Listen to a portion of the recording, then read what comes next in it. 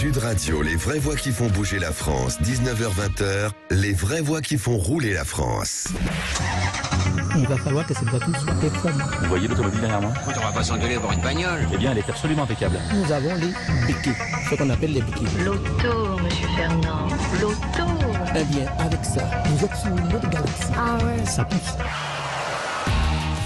Merci de nous rejoindre en direct sur Sud Radio. Bienvenue dans les voies qui font rouler la France. Et si les voitures électriques étaient un moyen de réindustrialiser la France? On parlera de ce sujet en compagnie de Sylvain Pénaud, directeur des sites et infrastructures et cofondateur de Verkor. Verkor, c'est une entreprise grenobloise de fabrication de batteries électriques qui va ouvrir une giga usine à Dunkerque et qui fournira Renault, avec qui un partenariat a même été signé la semaine dernière. On vous dira tout, ou presque, sur les batteries électriques et leur production en France. Le métier de la semaine de Mobiliance sera celui de distributeur de véhicules industriels. Les véhicules industriels qui couvrent une large palette de produits, des camions de 3 tonnes 5 et plus au bus, en passant par le matériel de manutention. Nicolas Lenormand, président du métier véhicules industriels chez Mobiliance et coprésident du groupe Lenormand, sera en notre compagnie. Et comme tous les jeudis, juste après 19h30, on parlera des ZFE en compagnie de Francis Bartholomé, président de Mobiliance. Mobiliance qui organise demain une grande conférence débat sur les ZFE qui, faut-il le rappeler, concernent les agglomérations de plus de 150 000 habitants. Enfin, les taxis recrutent aussi des femmes. Laurent Guiral, directeur du réseau G7, et Anissa Dinic, chauffeur de taxi chez G7, seront avec nous pour nous parler de la féminisation de ce métier, dont on salue bien évidemment les chauffeurs femmes ou hommes qui écoutent en ce moment même Sud Radio dans leur véhicule. Les vraies voix Sud Radio. La réindustrialisation, tout le monde en parle, hein. Même Emmanuel Macron cet après-midi dans l'Hérault. Et si les voitures électriques étaient un moyen justement de réindustrialiser le pays? En tout cas, ça commence plutôt bien avec la future Gigafactory Verkor de Dunkerque. Elle fournira Renault en batterie électrique. Un partenariat avec le constructeur aux losanges a été signé la semaine dernière, Philippe. Oui, et nous sommes en compagnie de Sylvain Pénaud, directeur des sites et des infrastructures et cofondateur de Verkor. Sylvain Pénaud, bonsoir. Bonsoir. Bonsoir. Bienvenue sur Sud Radio. Alors tout d'abord, présentez-nous Verkor. Oui, bonsoir et merci de nous donner la parole sur ce beau sujet. Alors Verkor est une jeune société industrielle qui a été créée il y a à peine 3 ans par 6 personnes, avec 5 associés, avec l'objectif de répondre au marché croissant du véhicule électrique et d'apporter une solution de souveraineté européenne pour fabriquer cette brique de base qui est le point très important et la forte valeur ajoutée des futurs véhicules que seront ces véhicules électriques. Ça veut dire, Sylvain, que l'entreprise en fait a été créée vraiment dans le but de fabriquer ces batteries électriques? Oui, l'objectif était vraiment de créer une filière industrielle, une nouvelle filière industrielle. Ces batteries électriques, comme vous le savez, sont jusqu'à présent surtout fabriquées en Asie. Ce sont donc une filière qui n'est pas connue ni en France ni en Europe. Et l'objectif de Verkor était vraiment de créer cette nouvelle industrie, ce qui fait que d'ailleurs que l'angle que nous avons pris n'est pas forcément sur une description de la chimie de la batterie, mais bien sur une usine qui a les meilleures performances de fabrication au monde, en utilisant notamment la digitalisation dans l'usine. Sylvain Pénaud, quels sont les partenaires industriels, parce qu'il y en a, avec qui vous avez lancé Verkor? Alors nous avons démarré en fait dans ce contexte avec le support d'une agence européenne qui s'appelle InnoEnergy, qui est un acteur important dans le domaine de l'énergie sur ce sujet-là, avec qui nous avons incubé, si vous voulez, ce sujet-là. Et puis, dès le départ, des partenaires industriels qui nous ont accompagnés lors de la création de Verkor en juillet 2020, notamment 2 partenaires dans la digitalisation, Schneider Electric et Capgemini, et un partenaire dans l'immobilier et la construction, le groupe IDEC. Et puis, ce qui a accéléré la croissance de Verkor, c'est que 11 mois plus tard, lors de la 2e levée de fonds, nous avons eu le bonheur d'avoir le groupe Renault qui s'est impliqué en tant que partenaire stratégique, comme partenaire industriel, mais la société Arkema, la société Carbone Savoie, et puis des financeurs, comme notamment le fonds suédois Equity Venture, qui nous ont accompagnés dans le développement de Verkor jusqu'à présent. Alors Verkor, on le rappelle, est une entreprise grenobloise. Pourquoi vous êtes allé par là-bas ?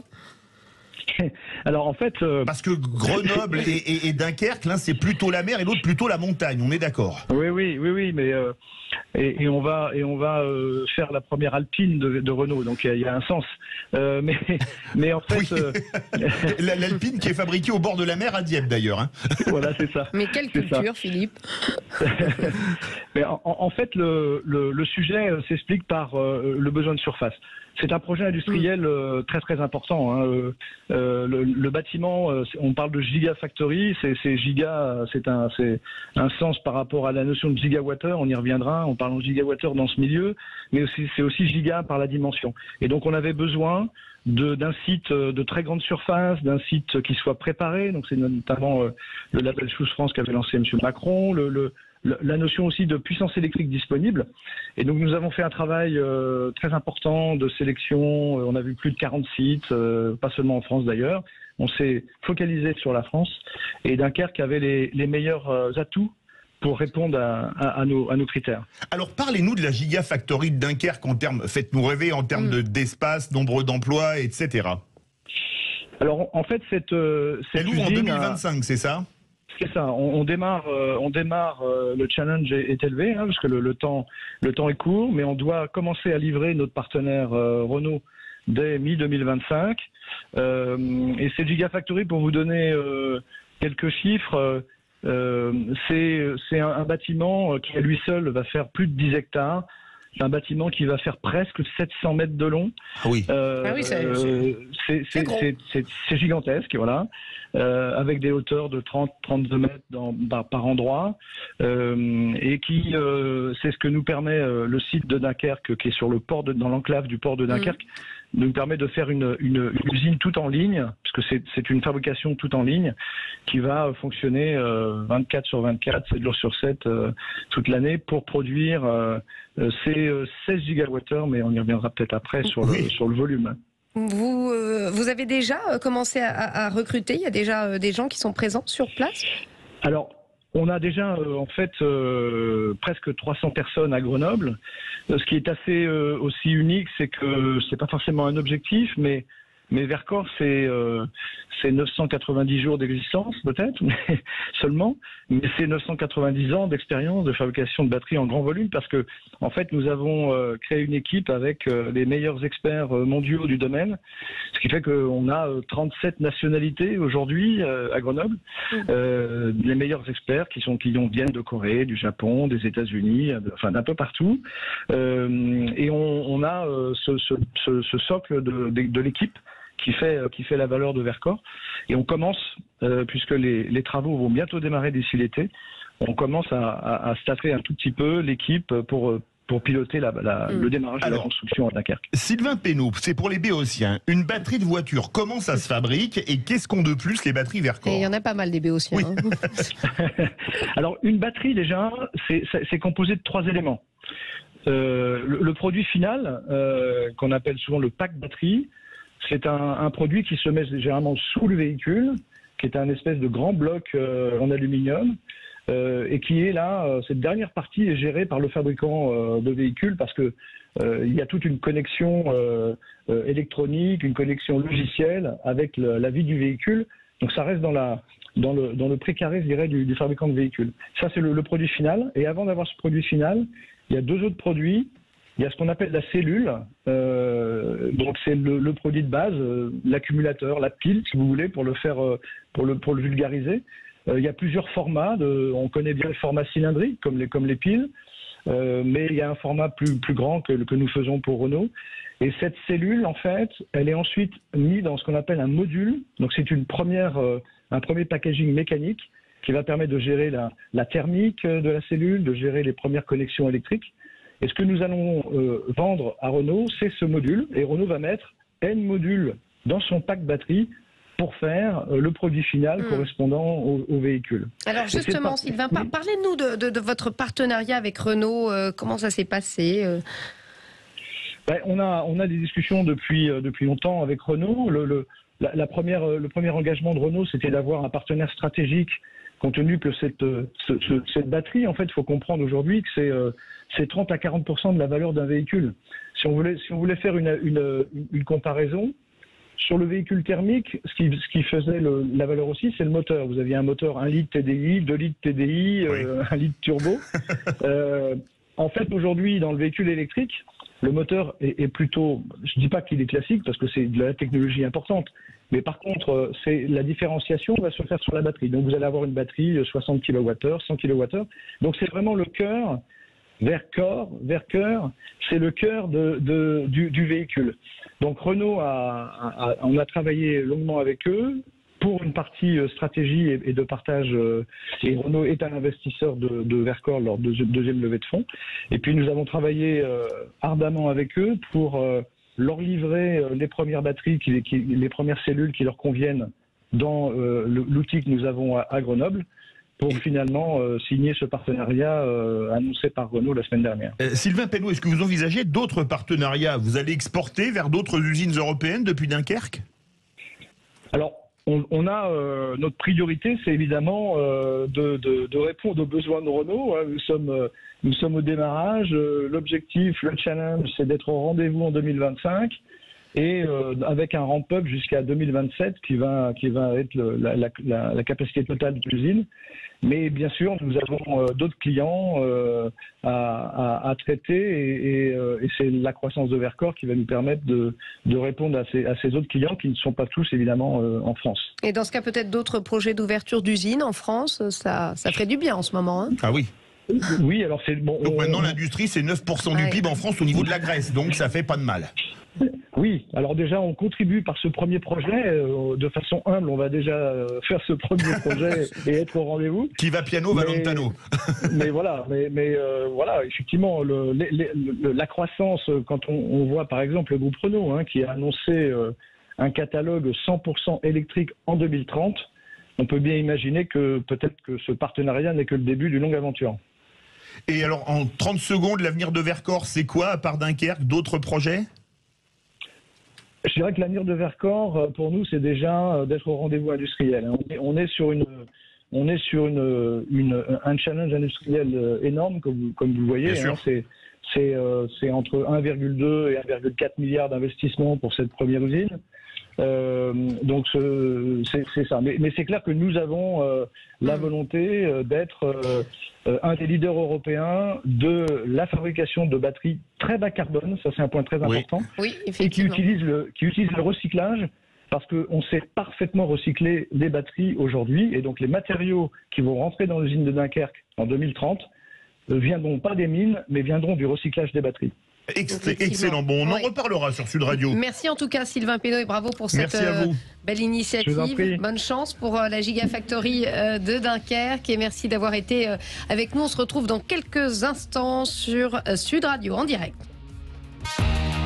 Bienvenue dans les vraies voix qui font rouler la France. On est ravis de vous accueillir en compagnie de Philippe David. Et le métier de la semaine de Mobiliance, eh bien, c'est celui de distributeur de véhicules industriels. Les véhicules industriels qui couvrent une large palette de produits, des camions de 3,5 tonnes et plus au bus en passant par le matériel de manutention. Ça fait beaucoup d'activités, Philippe. Absolument, et nous sommes en compagnie de Nicolas Lenormand, président du métier véhicule industriel chez Mobiliance et coprésident du groupe Lenormand. Bonsoir. Bonsoir. Bonsoir. Bienvenue sur Sud Radio dans les vraies voix qui font rouler la France. Alors, on a fait une liste vraiment très peu exhaustive, avec seulement 3 familles de produits. Les véhicules industriels, ça comporte quelle famille de produits? Et il n'y en a plus que 3, Nicolas Lenormand. Oui, il y en a beaucoup plus que 3. En fait, on va considérer tout ce qui va commencer comme véhicule à usage professionnel à partir de 2 tonnes, 2 tonnes 5 avec les véhicules utilitaires. D'accord. 3 tonnes 5. Et ensuite, tous les camions, petits et gros, les tracteurs routiers, les semi-remorques, les remorques, bien évidemment. Et tous les équipements qui vont être embarqués sur ces camions, que ce soit de la benne à ordures ménagères, des grues, des bras hydrauliques, des rayons élévateurs, des groupes froids. On est vraiment à la convergence entre les métiers de la maintenance de l'automobile et les métiers de la maintenance industrielle. Et les jeunes qui se préparent à nos métiers vraiment développent cette double compétence. Alors c'est un parc massivement dieselisé. Est-ce qu'il y a une offre de remplacement au diesel pour toutes les familles de produits? Oui. Alors, on n'a pas les hybrides, comme les véhicules légers. En revanche, on a pas mal de choix qui existent depuis longtemps, comme les véhicules gaz, Donc on est sur du moteur qui est moteur essence, pas du moteur diesel, avec du gaz qui est soit du gaz naturel, soit du biométhane. Soit du GNV, donc soit du biométhane, c'est ça? Exactement, majoritairement. Ensuite, on a les carburants, des e-carburants, tout ce qui va être carburant de synthèse, y compris les carburants issus de l'agriculture, comme le B100. Alors le B100, on rappelle, c'est un substitut au gasoil pour les poids lourds qu'on ne peut pas acheter à la pompe à essence. Expliquez-nous, tiens, ce qu'est le B100 d'ailleurs. On en avait parlé le jour où Man était venu sur Sud Radio. Alors, quand vous allez faire votre plein de véhicules à la station-service, vous voyez certainement sur le pistolet gazole marqué B7 ou B10 oui, absolument. Dans quelques cas. Donc ça veut dire qu'il y a 7 ou 10% de biofuel en fait dans le gasoil traditionnel. Le B100, tout simplement, on est à 100% de biofuel. D'accord. Et qu'est-ce qu'il y a d'autre? Alors donc il y a le B100, le biofuel, il y a les gaz naturels GNV. Qu'est-ce qu'il y a d'autre encore comme alternative? On a bien évidemment l'électrification du parc qui est en train de se mettre en place depuis longtemps sur les bus et sur les cars. Donc on a quand même plusieurs centaines, voire plus d'un millier de véhicules pour le transport en commun de personnes aujourd'hui qui sont électrifiés. Et l'arrivée de l'électrique se met en place progressivement pour les camions. Bien évidemment pour des livraisons d'abord en centre-ville, pour la collecte des ordures ménagères principalement. Et c'est vrai que c'est une technologie qui se développe normalement rapidement. Et la question qu'on se pose évidemment, Nicolas Lenormand, est-ce que les alternatives au diesel sont viables économiquement?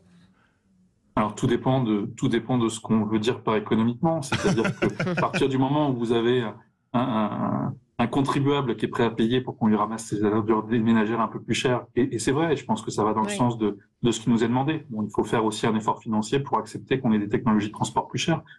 Technologiquement, il n'y a absolument aucun problème. C'est des choses qui sont fiables et qui sont connues depuis longtemps, pour l'électrique comme pour les biocarburants d'ailleurs. Il n'y a pas vraiment de problème, si ce n'est le problème de coût. Donc c'est vrai que ça va être beaucoup plus facile pour le transport en commun de personnes, pour les collectes, pour tout ce qui va être quelque part orienté vers le service public. Ça va être beaucoup plus difficile de mettre des véhicules électriques en concurrence avec des véhicules thermiques pour du transport de marchandises, par exemple. Mais l'objectif européen, alors il n'est pas encore fixé officiellement, contrairement aux voitures, c'est de tendre, je cite l'objectif européen, vers 90% de décarbonation à l'horizon 2040. Alors vous dites que c'est réaliste techniquement, mais je vais aller chercher un peu, faire le poil à gratter. L'électricité, il faut la produire. Est-ce qu'on a la capacité de production pour arroser en électricité les 38 tonnes qui vont aller d'un bout à l'autre de l'Europe, les 19 tonnes qui vont faire les petits trajets, plus ensuite tout ce qu'il y a d'autre? Est-ce que c'est crédible? Est-ce que c'est possible? Aujourd'hui, ça ne pose pas de problème majeur. Il n'y a pas de blocage sur la partie production d'électricité. Il ne faut pas oublier non plus qu'il y a beaucoup moins de camions de véhicules légers sur la route, et ils vont pas faire le plein en quelque sorte aux mêmes endroits. Les usages vont être différents aussi. On va pas du jour au lendemain prendre des camions électriques pour faire du transport sur des longues distances. Ça, c'est pas pour horizon 2040. Non. Est-ce que ça demande de l'électrification à marche forcée finalement?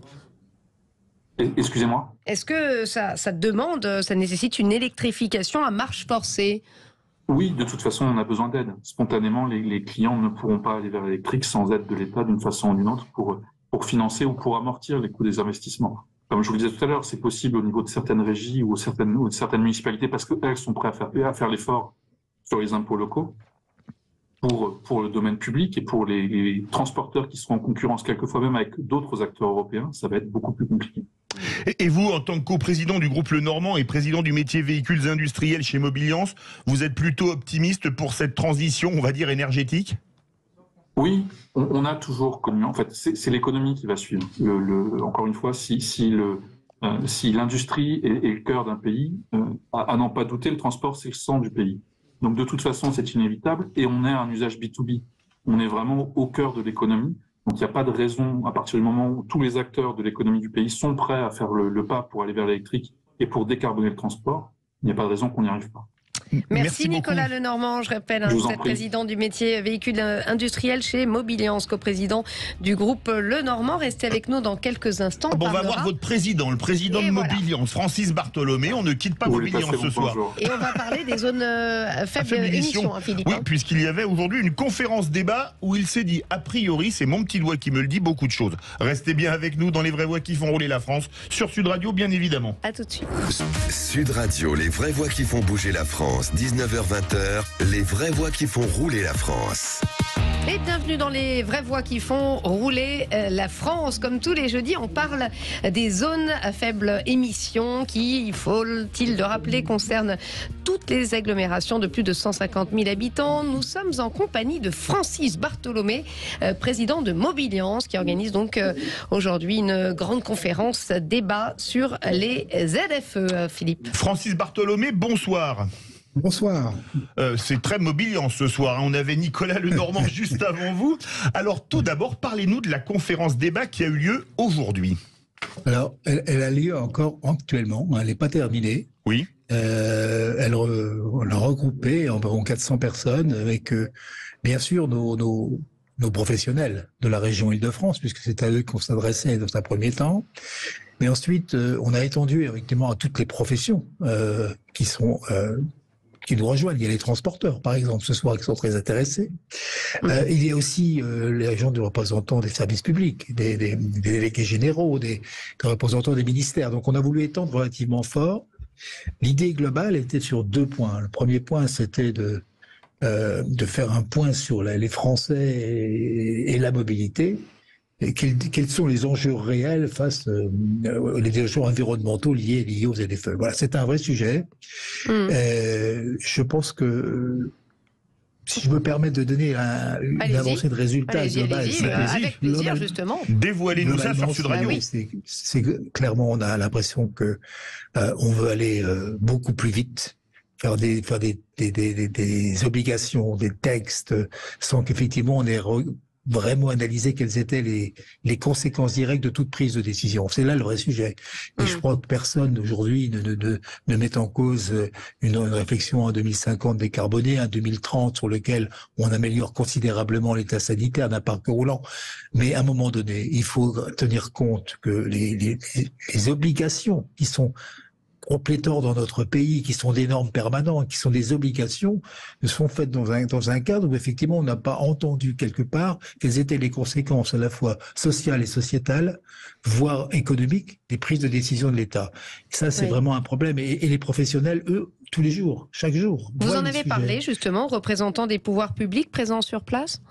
Bien sûr. Et qu'est-ce qu'ils vous ont répondu ? C'est pas d'aujourd'hui que la position de Mobiliance, c'est d'une manière générale, mais encore plus bien sûr sur les ZFE, et pas celle de dire, attendez voir, donnons un peu de temps au temps, réfléchissons un petit peu, laissons digérer l'ensemble des choses.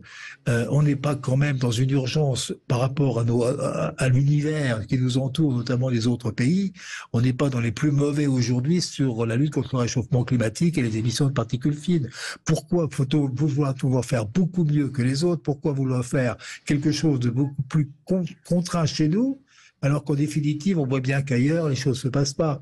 Je vais vous dire, est-ce qu'on va empêcher quelqu'un, une mère de famille avec sa voiture qui reçoit demain de ne pas pouvoir aller à l'école quelque part, alors que nos amis allemands demain vont rouvrir pendant 10 ans des centrales à charbon? Expliquez-moi le sujet. Où est la pollution? Les gens ne comprennent pas. C'est ça qu'on demande aujourd'hui.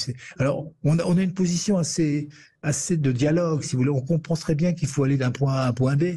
Mais de ce point A à un point B, il faut qu'on y aille avec des normes qui soient susceptibles de correspondre. Aujourd'hui, une ZFE, les personnes qui demain, financièrement, peuvent contracter une voiture neuve, une voiture électrique, n'auront pas de problème. On voit bien que les gens qui vont être les plus concernés, qui ne pourront pas y aller, c'est déjà les gens qui ont les plus faibles revenus. Si on s'abaisse de tout l'artisanat aujourd'hui, qui a des voitures assez anciennes, voire pour faire leur métier, ne pourront pas demain non plus répondre aux besoins. Donc, on voit bien que là, c'est tout un ensemble aujourd'hui qui a manqué de cohésion, de réflexion, et de vouloir aller beaucoup plus vite, comme disait mon grand-père dans le temps, plus vite que la musique, alors qu'en définitive, il y a des réalités. Voilà. Francis Bartholomé, parlons des réalités. 38% des véhicules vont être exclus du parc automobile d'ici 2 ans. Le parc automobile français vieillit et 36% des personnes qui ont des voitures non compatibles ZFE n'ont pas les moyens d'en changer. Que vont-ils devenir? Des piétons comme De Funès dit à Bourvil après l'accident dans le Cornio? Mais vous êtes en train de donner des chiffres extrêmement illustrés, ce que j'étais en train de dire, c'est-à-dire qu'on ne peut pas aller sur une situation qui révèle des impossibilités. Sinon, on va avoir des des révoltes, une nouvelle fois sociétale. Les gens vont pas accepter ce genre de choses. Parce que il y a une autre statistique qui dit qu'aujourd'hui, près d'un Français sur deux ne sait pas ce que c'est qu'une ZFE et ne sait même pas quel est le montant, la valeur de son critère de sa voiture. Donc il y a vraiment des choses qui sont avec point barre. Et puis, vous savez, on mélange un peu tout. Les critères sur les voitures sont des critères qui sont faits pour les émissions de CO2. Quand vous êtes en ville, le vrai problème n'est pas l'émission de CO2, c'est pas le réchauffement climatique. Le vrai problème, c'est la qualité de l'air, la respiration, les NOx, les particules fines. Les gens comprennent plus rien. On a l'impression que les politiques, quand ça les arrange, parlent de réchauffement climatique, et quand ça les arrange pas, on parle effectivement de pollution de l'air et des millions de morts faits par les voitures. On voit bien que là, il y a quelque chose qui, moi, ce qui nous fait réfléchir à Mobiliance d'une manière plus générale, si vous permettez, c'est on se demande qui est-ce qui est derrière cette puissance financière qui ont poussé si vite l'ensemble des deux autorités à aller sur un tout électrique obligatoire, au-delà de toute capacité d'un suivi de l'industrie et de s'en tenir compte effectivement des besoins réels des automobilistes. On se demande mais qui a poussé ça derrière. Et vous avez une petite idée de la réponse ou pas ? On commence à avoir quelques petites idées. C'est des macroéconomiques. On se demande si effectivement certaines tensions de l'ordre des États-Unis, éventuellement de la Russie ou autres, les ONG, il faut bien qu'à un moment donné, ils vivent aussi. Il faut bien qu'il y ait des gens qui les nourrissent et qui les financent. Donc là, mais on vous en dira un peu plus parce qu'on travaille sur le sujet actuellement. On veut essayer de comprendre. On veut essayer de comprendre ce genre de choses parce que il n'y a pas de logique, si vous voulez, par rapport à ça. Alors maintenant, je pense qu'il faut qu'on arrive à freiner les choses.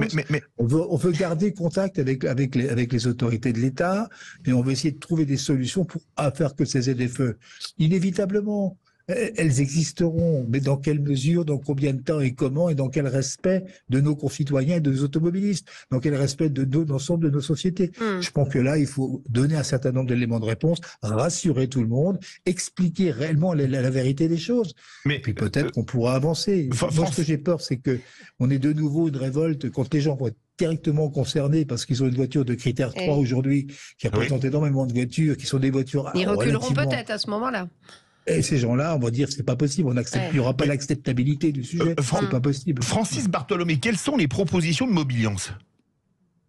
La proposition de Mobiliance, elle est très claire. Dans un premier temps, on arrête de faire en sorte que les gens puissent être pénalisés, voire avoir des procès de circulation. Ça, c'est la première chose. La deuxième, c'est qu'on reprenne systématiquement dans les différentes agglomérations concernées les sujets qu'on regarde les parcs roulants, qu'on regarde les flux des voitures et qu'avec les uns, on redéfinisse effectivement ces zones. Un centre-ville aujourd'hui qui est pratiquement piétonnier, on peut le comprendre qu'inévitablement on peut avancer dans ce genre de choses. Si c'est une ZFE un peu à la parisienne où globalement c'est l'ensemble des territoires y compris la 86, on voit bien que c'est déraisonnable. Donc on se dit il y a des choses raisonnables. On comprend qu'à un moment donné on doit donner la capacité à des villes d'être plus propres, de voir peut-être un certain nombre de véhicules électriques qui sont destinés à des utilisations urbaines, quotidiennes. Mais on voit bien que les trafics, d'une manière générale, il faut absolument prendre le temps nécessaire pour y réfléchir. Et ça, c'est la position de Mobiliance. On rencontre les élus. Est-ce que vous n'avez pas envie d'aller voir justement ces élus, les pouvoirs publics et leur dire, mais écoutez, asseyons-nous autour d'une table et remettons tout à plat? Au niveau national, parce que je vais prendre un exemple. Allez, à 60 km d'écart, vous avez une ZFE à Marseille et une autre à Toulon, mais les règles, on peut peut-être pas. Un chef d'entreprise, il peut aller avec ses véhicules de livraison à Marseille, mais pas à Toulon, ou le contraire. C'est Uburois, c'est Kafka. Écoutez, ce qu'il faudrait, vous comprenez très bien que les règles, c'est quoi? Les règles, c'est pas une interdiction. C'est-à-dire que si effectivement c'est un problème de NOx, si c'est un problème de respiration, c'est un problème qui sont des particules fines, il y a des normes obligatoires. Ce qu'on va faire à Mobiliance, ce qu'on va essayer de faire, c'est ce qu'on va appeler nous, d'une manière générale, un terme assez abscon qui s'appelle l'éco-entretien. Si à un moment donné les normes sont respectées dans une ville, ce qui se passe dans une ville comme Reims, par exemple, on s'est aperçu que les émissions de NOx étaient aujourd'hui tombées en dessous des limites autorisées. À partir du moment où on est nettement mieux que les limites et qu'on ne dépasse pas, on est capable de reporter la mise en place de la ZFE. Soyons concrets, soyons précis. Je pense qu'il faut regarder les situations, essayer de trouver des solutions intelligentes par rapport à ça. Le dogmatisme de dire tel type de voiture, tel type de... Je vais vous donner un autre exemple. On est en train de travailler actuellement, nous, sur la notion de la qualité des émissions des voitures.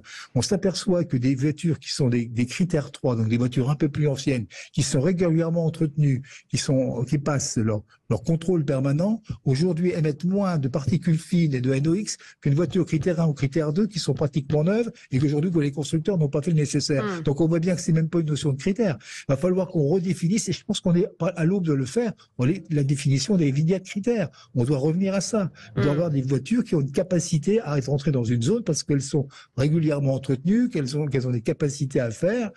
Voilà, c'est tout ça qu'on essaye d'expliquer pour essayer de trouver des solutions. Parce le message a été entendu, il est passé, en tout cas en direct sur Sud Radio. Merci. Et bonne fin de conférence débat. Oui, merci Francis Bartholomé. Merci beaucoup. Restez avec nous. Dans quelques instants, on va parler des taxis G7 et qui nous diront qu'une profession, la profession se féminise. Figurez-vous que, je ne sais pas si vous le saviez, 3% des taxis G7 sont conduits par des femmes. Et ils veulent passer à 10%. Et on va avoir avec nous le directeur du réseau G7, Laurent Guiral, et Anissa Dinic, qui est chauffeur de taxi. Et oui, pour cette dernière partie des vraies voix qui font rouler la France, on va parler de chauffeurs c'est pas de l'écriture inclusive, mais de chauffeurs femmes de taxi, une profession qui se féminise et qu'il fallait bien lancer avec ce tube du groupe Taxi Girl. Ça ne s'invente pas. Et oui, parce que sur 14 200 voitures, les 2 tiers à Paris d'ailleurs, eh bien, savez-vous que 3% des taxis G7 sont conduits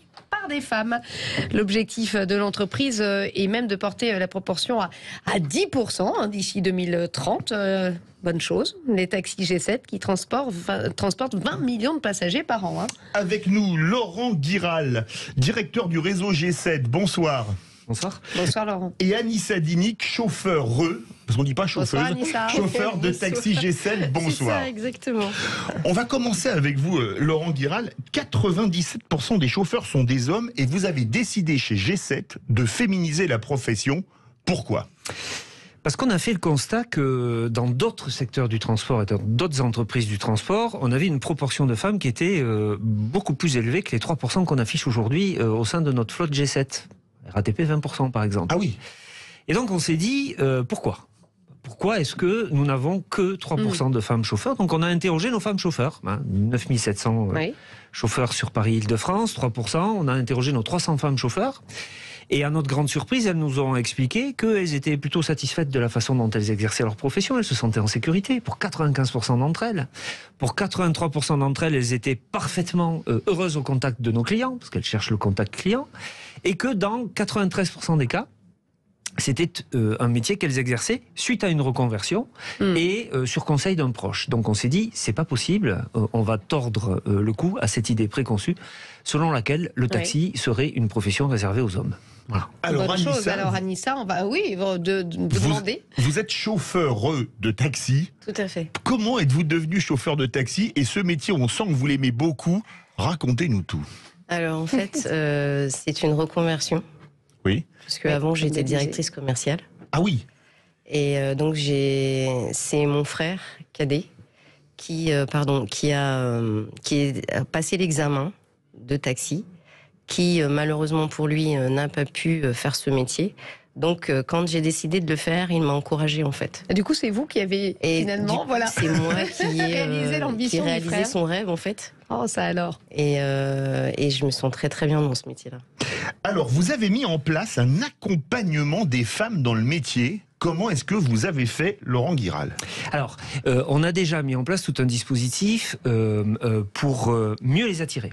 C'est-à-dire pour faire savoir aux femmes qui sont aujourd'hui en interrogation par rapport à leur avenir professionnel, pour leur faire savoir que finalement... Et ça recrute. Oui. Absolument. Et vaincre les préjugés, évidemment, ça ne devait pas être simple. Il a fallu faire du marketing, entre guillemets. Donc on a beaucoup plus communiqué, beaucoup plus mis en avant nos femmes chauffeurs de taxi dans nos communications, G7. Et puis on a mis en place tout un tas de dispositifs pour bien leur faire savoir que ce métier-là leur est accessible.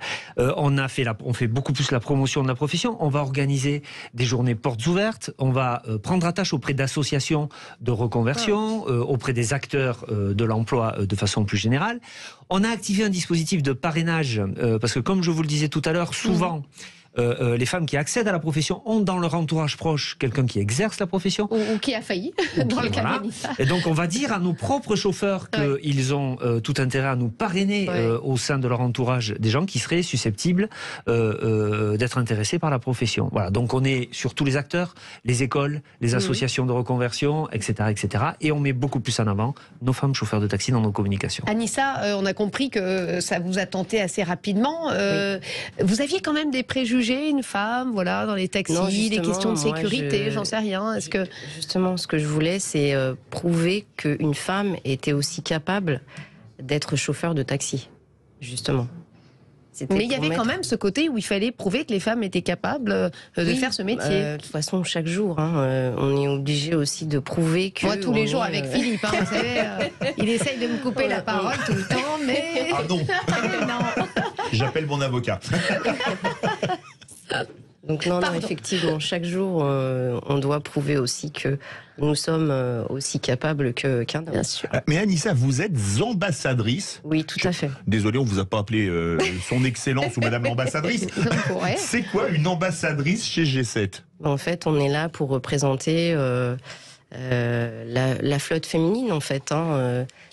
On est là aussi pour aider aussi nos collègues femmes. Il n'y a pas que ce travail-là, justement, de montrer qu'une femme peut être aussi chauffeur de taxi, mais il y a une entraide aussi derrière, qui est très importante. Et c'est pour ça qu'on est là. C'est pour justement entraider et motiver les femmes à rentrer dans ce métier-là. Laurent Guiral, quand on gère, vous voulez réagir avant la question après? Oui, pour illustrer le propos d'Anissa, on a mis en place un dispositif de mentoring. Donc les femmes chauffeurs accueillent et accompagnent les nouvelles femmes chauffeurs, parce que le terrain, ça s'apprend, c'est comme tous les métiers. Et puis, on leur met en place un numéro dédié. Et on organise, chose qu'on faisait beaucoup moins avant, mais qu'on fait beaucoup plus aujourd'hui, on organise des rencontres régulières entre femmes chauffeurs de taxi. Vous savez, le métier de chauffeur de taxi, de façon générale, c'est un métier solitaire. Oui, c'est vrai. Quand on n'a pas un client à bord, on est tout seul dans sa voiture. Et on sait... Mais on a Sud Radio. Et on a Sud Radio, évidemment. Et on sait qu'on a besoin de se rencontrer entre collègues, de parler, donc on leur donne plein d'occasions de Mais Laurent Guimal, pourquoi il y a une spécificité de rencontre entre femmes? Est-ce que le métier de chauffeur de taxi, il n'est pas le même que vous soyez une femme ou un homme? Si, il est exactement le même. Mais nous, on a décidé d'accompagner spécifiquement nos femmes chauffeurs. Et on sait qu'elles ont besoin, comme tous les chauffeurs, de discuter entre elles et de faire part de la façon dont elles exercent leur métier. Et on leur donne l'occasion de le faire le plus souvent possible. Il y a des questions justement spécifiques liées aux femmes, parce que c'est vrai que voilà, on en a souvent parlé dans l'actualité. Parfois, quelques petites agressions, entre guillemets, même verbales, des clients éméchés, je ne sais pas. Ça arrive. Et quand on est une femme, est-ce que c'est plus compliqué, Anissa? Pour ma part, j'ai jamais eu de clients qui étaient, on va dire... C'est assez éclectique comme profession, parce que vous étiez directrice commerciale, vous êtes devenue chauffeur de taxi. Quel est le profil? Alors, il n'y a probablement pas un profil. C'est la relation clientèle, en fait. Oui, c'est sûr. C'est de la relation clientèle. Le profil des femmes qui deviennent chauffeurs de taxi, qui rentrent chez G7, c'est quoi? C'est plutôt des femmes de 40 ans, 50 ans, qui viennent du tertiaire, de l'industrie? Ouais, en général, elles ont entre 30 et 40 ans. C'est ça. Entre 30 et 40 ans. C'est ça. C'est à peu près la quarantaine. Et c'est souvent des parcours de femmes qui ont exercé des métiers dans le domaine des services et de la clientèle, que ce soit la restauration, voilà. Et donc ce sont des femmes qui nous expliquent rechercher le contact client. Et de ce point de vue-là, je crois qu'elles sont plutôt bien servies. Ça se passe globalement avec notre clientèle très très bien. Et notre clientèle apprécie en particulier d'avoir des femmes chauffeurs de taxi. Je vais faire de l'autoflagellation pour nous les hommes. Ça vous ennuie pas, Laurent? Alors non. Dans un métier où il y a 97% d'hommes, comment est-ce qu'ils ont réagi quand vous leur avez dit, écoutez, il y a 3% de femmes, on va passer à 10? Mais vous savez, les hommes qui sont sur le terrain savent que les femmes savent faire le métier. Et il y a une solidarité naturelle sur le terrain et une entraide naturelle sur le terrain. Et quand on dit aux hommes, on a mis en place un comité qu'on a appelé un comité G7 au féminin, qui est composé de chauffeurs, mais de chauffeurs sans eux. Oui, forcément. C'est-à-dire qu'il y a des hommes qui se sont spontanément inscrits pour travailler avec nous et pour travailler avec les femmes. Au sein de ce comité, il y a une forme de solidarité professionnelle, quel que soit le genre. Anissa, est-ce que parfois les clients, alors c'est peut-être de moins en moins, mais peuvent être surpris justement d'avoir une femme tous les jours à bord? Ah oui, tous les jours, oui, parce que. Qu'est-ce qu'on vous dit? Ah, il y en a qui refusent de monter parce que. Non, pas du tout. Ah, mais ça peut arriver, des gens qui disent, moi j'ai peur des fous, ça existe, ma chère. Hein. Non, pas à ce niveau-là, mais ils sont surpris parce que je suis en van, en fait. Ah oui, vous êtes en van, oui. Oui. En gros van. D'accord, effectivement. Donc là, non, pas les vannes, pour les bagages, etc. Voilà. Oui, effectivement. Non, ça j'avais compris. C'est vrai qu'ils sont surpris, en général, quand ils me voient au volant du van. Et ils me disent, ah, c'est pas commun. Donc, mais ils sont contents. Enfin, je veux dire, ils sont pas surpris du tout. Et pour les femmes et les hommes aussi qui veulent rejoindre G7, comme vous recrutez, comment vous contactez? Alors sur nos sites, oui. On a un site ouvert qui s'appelle devenirchauffeurg7.fr. Donc sur Internet, sans aucun problème, on est là pour répondre à toutes les questions, pour savoir comment on fait pour rejoindre la flotte G7 et devenir chauffeur de taxi de façon plus générale. Écoutez, ça donne vraiment envie de prendre le taxi avec vous. Même reconvertir. Merci, c'est gentil. Merci. Vous êtes la bienvenue. Merci. Non, moi, je suis pas sûre que ma conduite soit adéquate, mais bon, voilà. Merci Laurent Guiral, merci Anissa Dinic d'avoir été avec nous et on se retrouve. Nous on se retrouve demain à 17h pour les vraies voix. Tout de suite, on va parler de votre argent, conseil de famille avec Stéphane Moller. Et dans le Loft Musique, Yvan Cujous reçoit Corinne, Lord Esperanza et Emmanuel Viro. À demain 17h. Absolument. À demain.